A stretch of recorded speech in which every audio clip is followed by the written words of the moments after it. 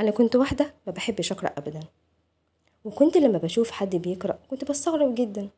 هو ازاي بيقعد الوقت الطويل ده كله من غير ما بيزهق؟ دي حاجة ملل قوي. وزي أمهات كتير يومي كله كان ضايع بين الأكل والشرب وترويق البيت وعصبية وطول اليوم مع الولاد، والحياة ما كانتش أحسن حاجة.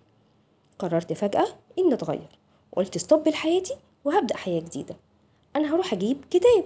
وفعلا رحت عشان أشتري كتاب، والحقيقة اليوم ده ما كنتش قادرة أنساه أبدا.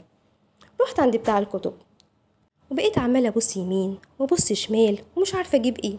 وكل شوية بتاع الكتب يجي يسألني: أنتي بتدوري على حاجة معينة؟ أقول له أيوة. يقول لي: طب قولي لي اسم الكتاب. أقول له الصراحة مش فاكرة اسمه، وأنا ما كنتش عارفة أشتري إيه. المهم لقيت قدامي كتاب اسمه لأنك الله. الاسم شدني جدا، قلت أنا هشتري الكتاب ده.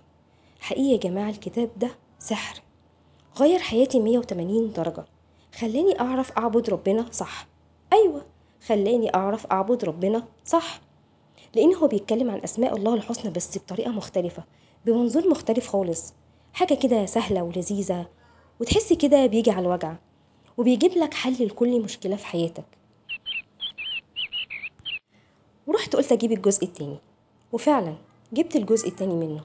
حاجة كده فوق الجمال برضو، وخلصته في وقت قصير جدا. بجد يا جماعة الكتاب ده من أول كتب قرأتها في حياتي، ومن أحسن الكتب اللي قرأتها في حياتي.